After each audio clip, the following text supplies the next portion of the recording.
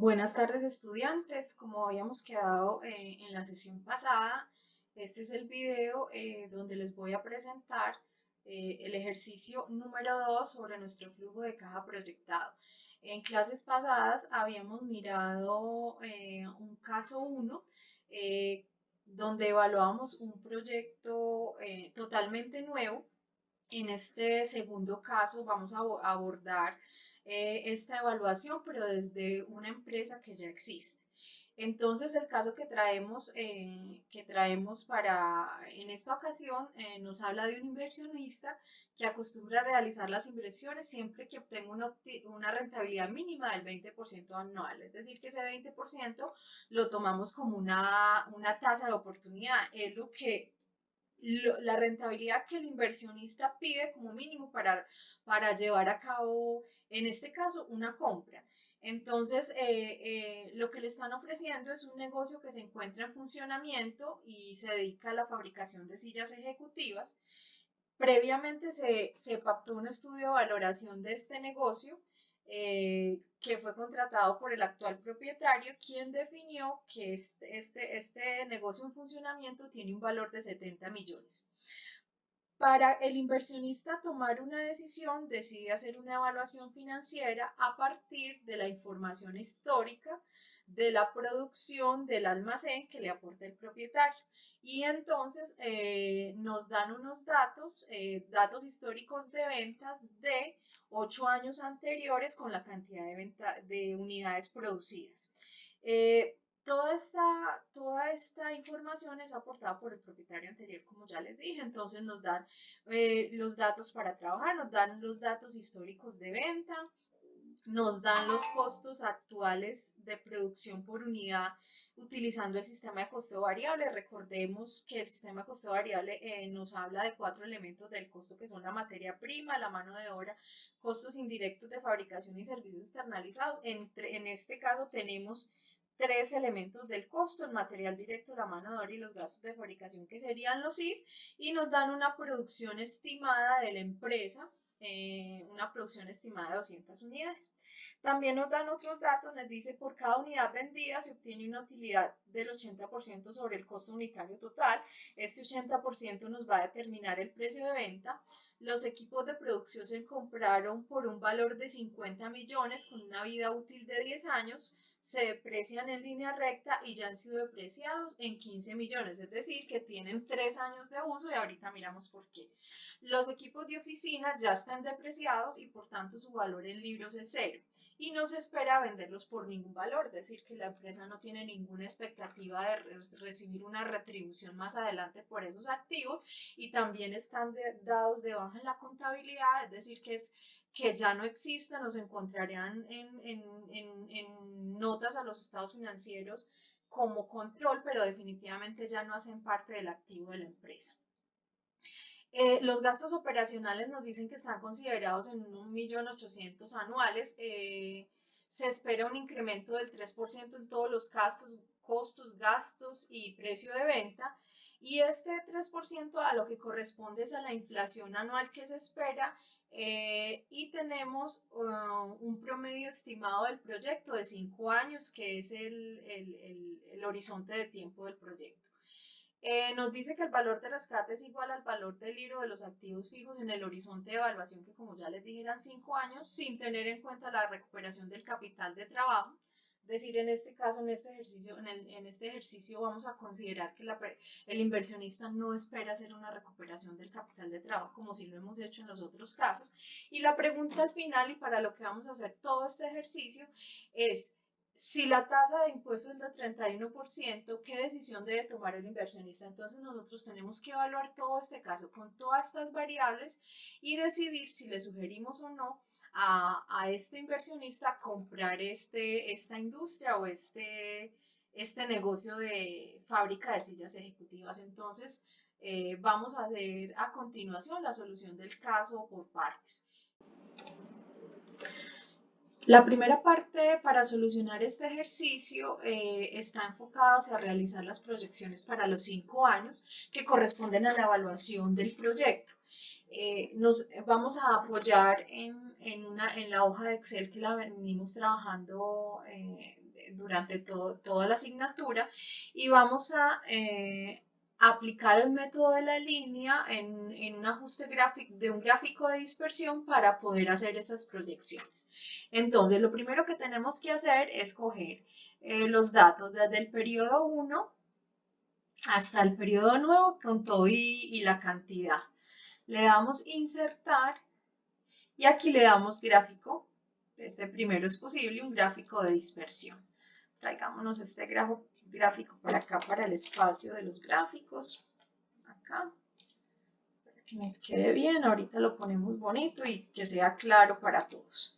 Listo, entonces tenemos este gráfico de dispersión. Lo primero que tenemos que hacer es agregarle la línea de tendencia para poder ver la ecuación.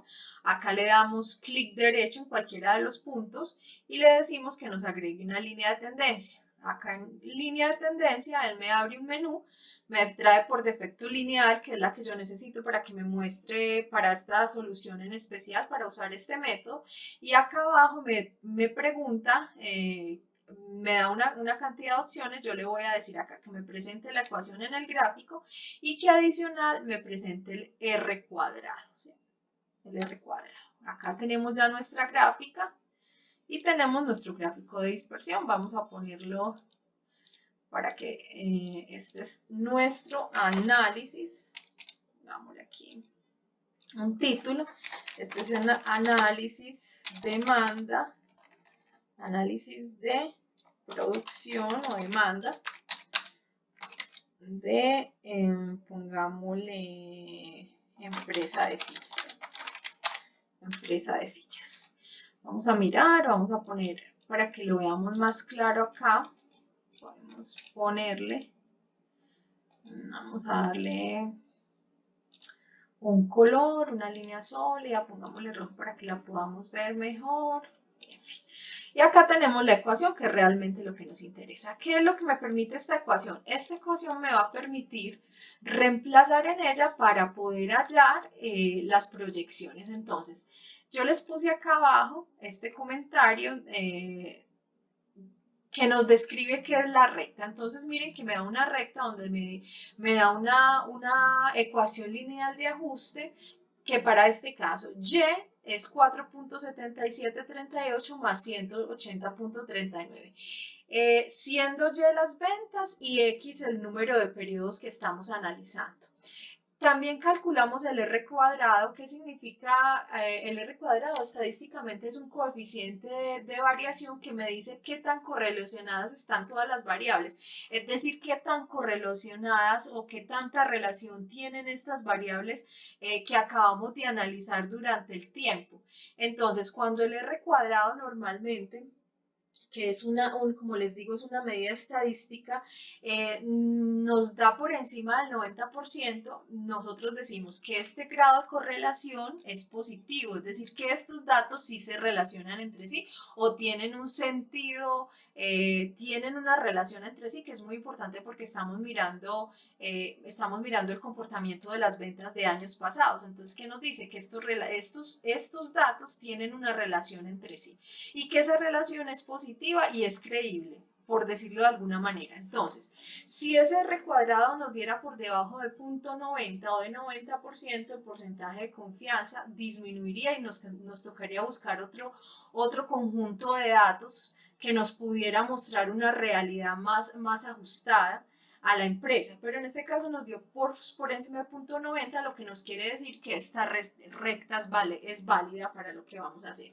Hay otros autores que son un poquito más exigentes y piden que el coeficiente de correlación esté sobre 0.95 con un 95% de confianza, pero pues hay otros que son más lazos, que es a los que nosotros nos vamos a suscribir, que nos dicen que se puede aceptar una línea de correlación de 0.90 por encima. Nos dio 0.9108, o sea que es válida la relación que tenemos entre los datos anteriores. Entonces, ya con esa recta y con ese coeficiente y con los valores de la recta podemos podemos hacer el pronóstico para los años que nos interesan. Recuerden que nosotros estamos parados en 2021, estamos haciendo las proyecciones para el año 2022 hacia adelante con un horizonte de 5 años. Entonces, ¿cómo vamos a hacer esas proyecciones? Para eso vamos a usar la recta. Yo la voy a poner por acá en un ladito. Vamos a reemplazar, acuérdense que las ventas es Y y X es el periodo. Si ustedes se fijan, acá tenemos periodo 1, 2, 3, 4, 5, 6, 7, 8 y vamos a averiguar las ventas para el periodo 9, 10, 11, 12, 13. Vuelvo y les repito, recuerden que la X corresponde al periodo en el que estamos averiguando las ventas y eso es lo que se trata el ejercicio. Entonces, ¿cómo vamos a hacer eso? Lo vamos a sustituir en esta recta. Entonces, para el periodo 2019, ¿qué sería igual? Sería igual a 4,7738, que es la que nos indica las ventas por el periodo que estamos averiguando, que en este caso es 9, más 180.39. Entonces, ahí nos da que la cantidad de ventas para el periodo 9 son 223 unidades, venimos de 216. Lo voy a volver a hacer acá con el reemplazo en la recta y luego arrastro la fórmula. Entonces esto sería igual 4,7738 por el periodo, que lo voy a coger de acá para poder arrastrar, más 180,39. Entonces me va a decir que las ventas de ese año son 228. Con yo sí le voy a hacer control C y voy a caer F de X para pegar las fórmulas. Les voy a mostrar los decimales para explicarles algo más adelante. Miren que me dan 223.35 unidades, 228, 232, 237, 242,45, ¿cierto? Entonces ya tenemos la proyección de los 5 años de ventas en unidades que siguen en nuestro ejercicio. El segundo punto va a corresponder al cálculo de los ingresos y los costos de producción de cada año de evaluación y para eso nos dieron unos datos anteriores. Entonces, nosotros tenemos que averiguar todos estos datos para los años del proyectado 2022, 2023, 2024, 2025 y 2026, que es nuestro horizonte de tiempo, ¿cierto? Correspondientes al periodo 9, 10, 11, 12 y 13. Ahora nos dice, ¿cuáles son las ventas proyectadas? Entonces, aquí es muy importante que nosotros aproximemos por qué. Acuérdese que estamos vendiendo sillas. Yo no puedo vender 223.35 sillas. O vendo 223 o vendo 224. Pero no puedo vender. Entonces, ¿qué nos toca hacer acá? Quitarle los decimales y quedarnos con estos valores. Ahora bien, no los puedo pegar, no puedo hacer esto, pegarlos acá, que sería lo idóneo, porque si ustedes se fijan, me arrastra con los decimales y esa no es la idea. Entonces, ¿qué me toca? Digitarlas. Entonces, acá serían 223, 228, 233, 238 y 242. Con eso lo que voy a hacer es quitar los decimales porque si no el ejercicio no nos va a dar continuo, no nos va a dar preciso. Por lo que ya les expliqué, porque esto tiene decimales y yo no puedo vender una silla y media, una silla y siete séptimos, no puedo vender una silla por partes, entonces me toca redondear. Ahora, costo unitario, acuérdense que acá nos habían dado el material directo, la mano de obra y los gastos de fabricación, pero no teníamos el costo variable unitario. ¿Cómo lo calculamos? Ya tenemos los 3 elementos del costo y tenemos una producción estimada, es decir, que el costo por unidad sería igual a la suma de los 3 elementos, los 18 millones más los 8 millones más los 4 millones, dividido las unidades estimadas, o sea, 200. Es decir, que el costo variable unitario de una silla son 150.000 pesos. Cada silla nos sale en 150.000 pesos y eso es lo que vamos a ajustar acá. Entonces, el costo unitario de la proyectada para el primer año serían 150.000. Con ese arrancamos. Ahora, ¿Qué nos decía el ejercicio? Que nos tocaba ajustarla con el 3% de proyectado por la inflación. Entonces, ¿cómo hacemos? Le vamos a decir igual al año anterior por 1 más el 3%. Y ahí me queda ajustado otra vez. Para el año que sigue, ¿qué sería igual? Sería igual al año anterior por 1 más el 3%. Y ahí me quedaría ajustado en 2024. ¿Qué me toca hacer? Simplemente yo arrastro la fórmula y ya me quedaría ajustado todo el costo unitario por todo mi proyectado. Precio de venta unitario. El precio de venta unitario no nos lo dieron textualmente, pero sí nos dijeron que la empresa desea ganar un 80% de utilidad sobre el costo variable unitario. Y ya sabemos cuál es el costo variable unitario. Simplemente que es para calcular el precio de venta, pues se le suma la ganancia. Entonces, para nuestro primer año sería igual a esto por 1 más el 80%, que es la ganancia deseada. Y cerramos. Entonces, para el precio de venta unitario ese año, yo ya tengo el valor, que son 270.000. ¿Qué me queda hacer acá? Hacer el ajuste del 3%, porque ese ajuste del 3% se debe hacer a todos los valores, costo unitario, el precio de venta, los costos de producción, todo porque se supone que es el proyectado de la inflación. Entonces, esto va a ser igual a esto por 1 más el 3%. Y nos queda el que sigue en 2024 sería igual a 2023 por 1 más el 3%, cierro.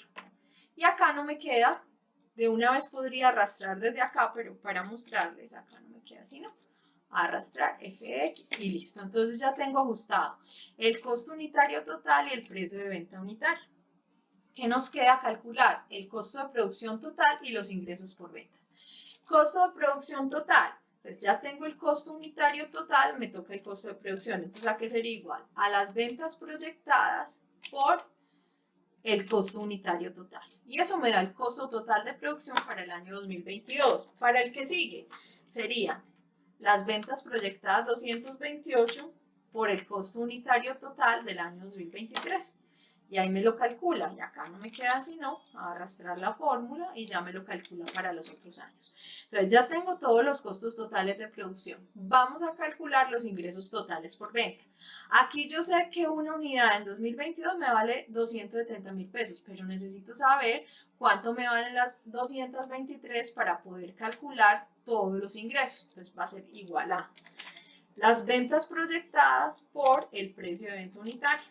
Es decir, que para el año 2022 mis ingresos totales son 60.210.000. El año que sigue lo mismo.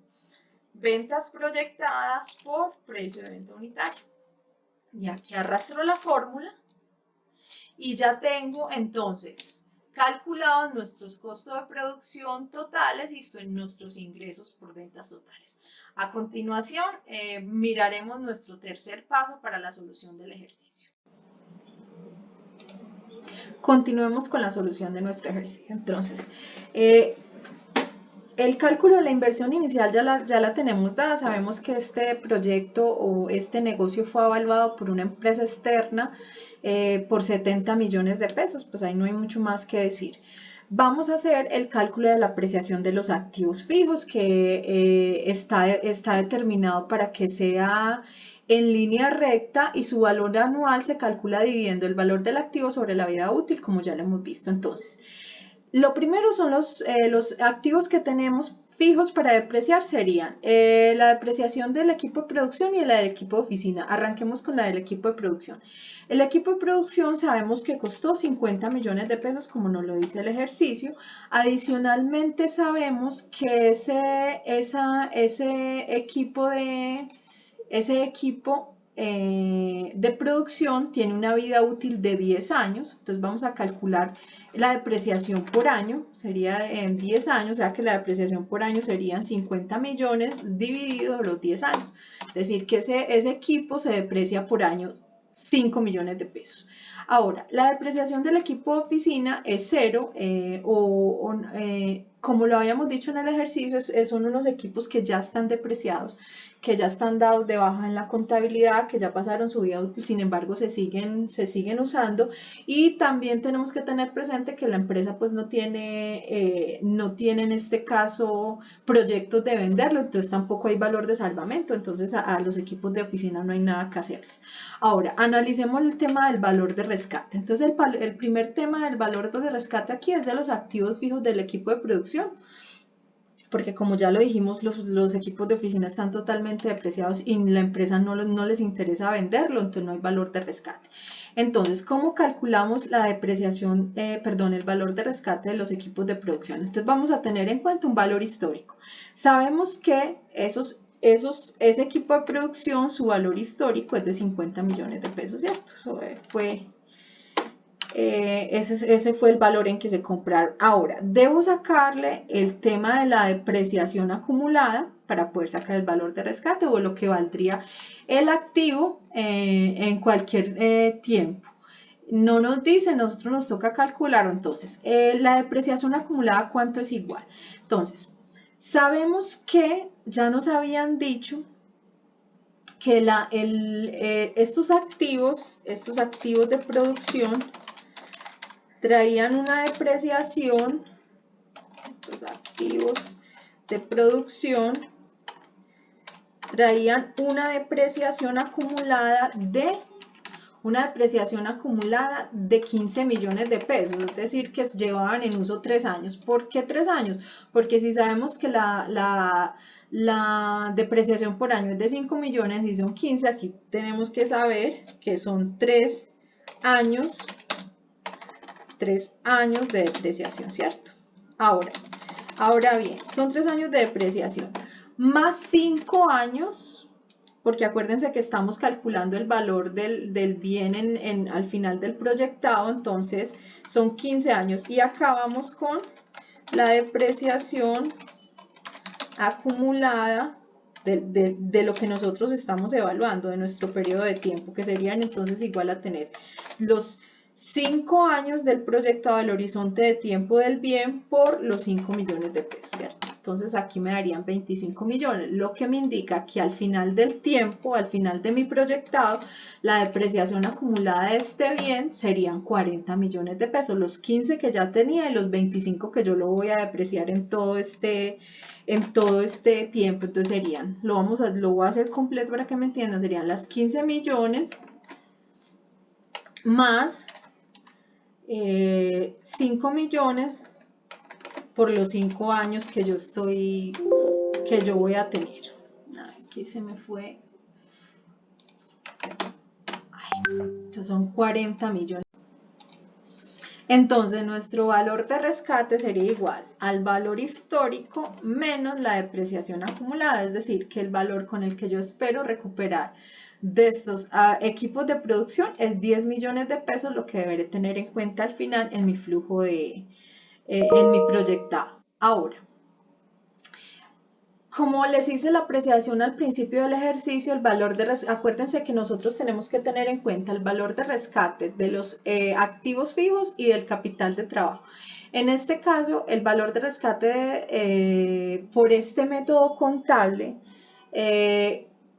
este ejercicio debe considerar el capital de trabajo como cualquier otro activo que se recupera al final del proyecto, pero en la formulación de este ejercicio nos proponen o nos hacen la aseveración de que no hay recuperación del capital de trabajo, por tanto no se debe tener en cuenta ese ingreso porque realmente el inversor pues no planea al final del tiempo del horizonte de proyección hacer ninguna recuperación de este rubro, entonces no tenemos que tener en cuenta nada.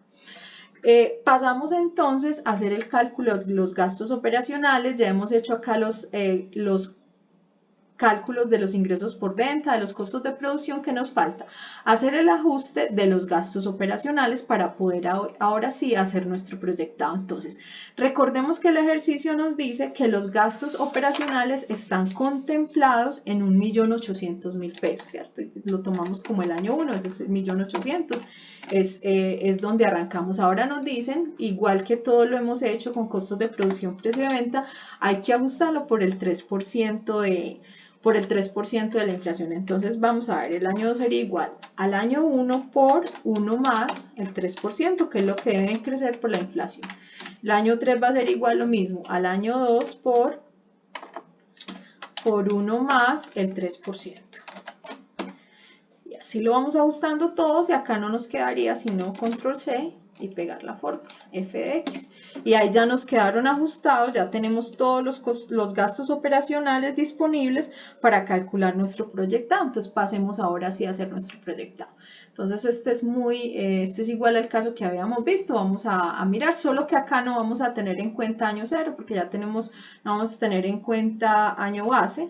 Vamos a arrancar desde el año 1. Entonces ventas las tenemos acá.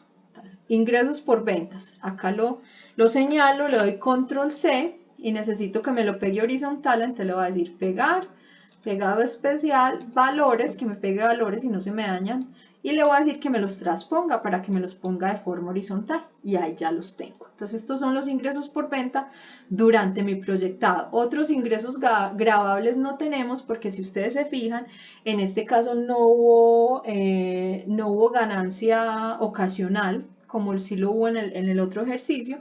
Entonces acá no tenemos otros ingresos grabables que le hayamos tenido que calcular impuestos.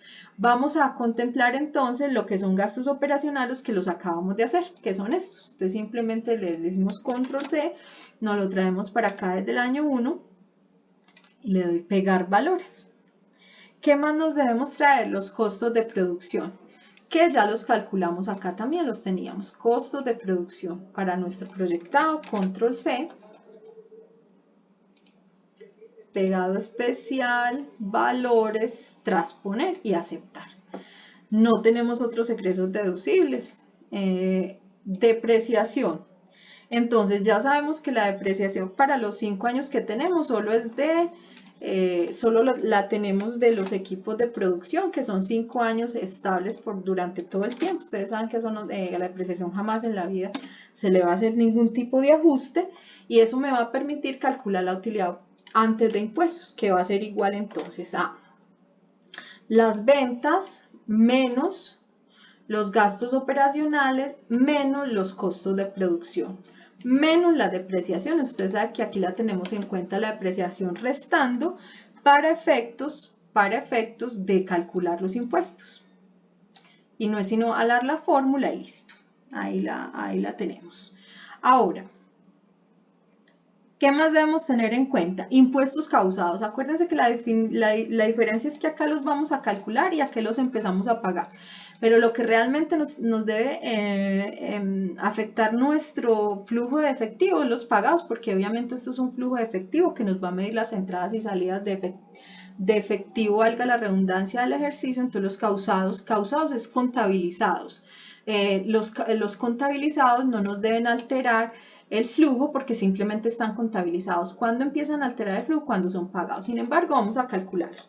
Entonces, acuérdense que la tasa es del 31% para este año. Sería utilidad antes de impuestos por el 31%, que es la tasa. Y así calcularíamos los impuestos. Lo mismo lo que sigue, la utilidad antes de impuestos por el 31%.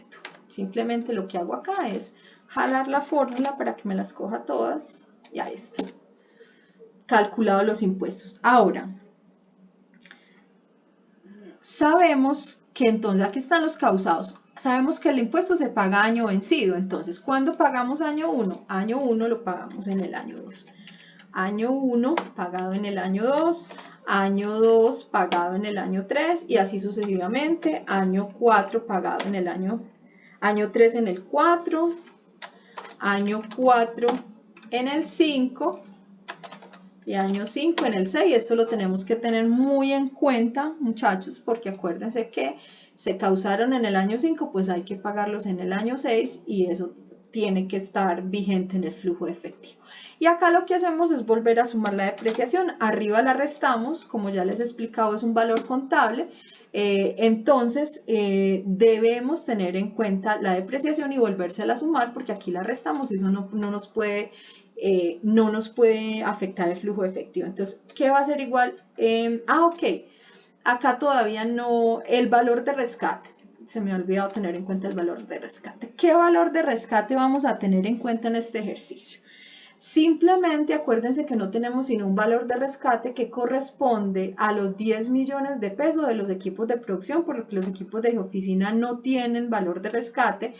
Y se dijo también que el capital de trabajo neto operativo tampoco iba a tener recuperación, es decir, que en valor de rescate solo vamos a tener 10 millones de pesos que corresponden a lo que nos ingresaría al final del proyectado por los equipos de producción. Eso es lo único en valor de rescate que tenemos. Ya con estos datos sí podemos calcular nuestro flujo de efectivo. Entonces, ¿a qué va a ser nuestro flujo de efectivo? Va a ser igual a la utilidad antes de impuestos e intereses menos los impuestos pagados más la depreciación. La voy a hacer para el que sigue. Va a ser igual, para que me entiendan, va a ser igual a la utilidad antes de impuestos menos los impuestos pagados más la depreciación. Listo. Ahora voy a extender esta fórmula hasta el final porque ya hemos dicho que esto hay que pagarlo y hay que tener en cuenta que en este último año, es decir, en el año 5, como arrastramos la fórmula, nos toca sumarle este valor de rescate porque este es un valor que igual nos va a ingresar en plata. Entonces acá, en este último año, me toca sumar este valor de rescate, entonces aquí le voy a decir más. Voy a poner 10 millones de pesos, que es el valor de rescate, que correspondería a los ingresos del año 5, que correspondería al 2026, con este valor de rescate. Listo. Perfecto. Entonces, ya tenemos nuestro flujo de efectivo listo. ¿Qué tenemos que hacer ahora? Calculemos el BPN y la TIR para saber si este proyecto es viable o no viable. Primero calculemos el BPN. Sabemos que la inversión inicial de este proyecto son 70 millones de pesos. Esa es la inversión inicial que tendríamos en el año 0, lo que cuesta la empresa. Entonces calculemos el BPN. F de X, financieras, me voy por valor neto actual. Entonces me dice, ¿cuál es la tasa? Recordemos que la tasa es del 20%. ¿Por qué? Porque esa es la tasa que nos pide el inversionista como mínimo. En el principio, en el planteamiento, del trabajo del caso está que la tasa es el 20%. Valor 1 va a corresponder a todos los flujos hasta el final de efectivo. Le doy a aceptar. Y a esto pues tengo que restarle la inversión inicial. Yo le doy más porque tengo de 70 millones en menos acá y me da menos 623, ¿cierto? Ya sabemos que un BPN negativo, pues cuando el BPN negativo, ¿qué quiere decir? Que el inversionista que el proyecto no alcanza a generar la tasa de oportunidad que el inversionista quiere. En este caso, la tasa muy seguramente la TIR nos va por debajo del 20%, que es lo que el inversionista planteó al principio para comprar el proyecto. Calculemos de una vez la TIR. Entonces la TIR sería igual, me voy por financieras, la TIR, calculemos la TIR, ahí sí con todos los flujos. Y efectivamente, miren que la TIR me da 18,93 por debajo del 20%. Entonces, BPN negativo y una TIR por debajo de la tasa de oportunidad. Entonces, el veredicto de este negocio es: se rechaza el proyecto, ¿cierto? ¿Por qué se rechaza? Porque no da el rendimiento que pide no da el rendimiento inicial que pide el inversionista. De hecho, dejaría de percibir 1.623.420 si realizara este proyecto con las condiciones que se plantearon al inicio. Esta es toda la solución de este ejercicio, compañeros. Espero que les haya quedado claro. Muchísimas gracias.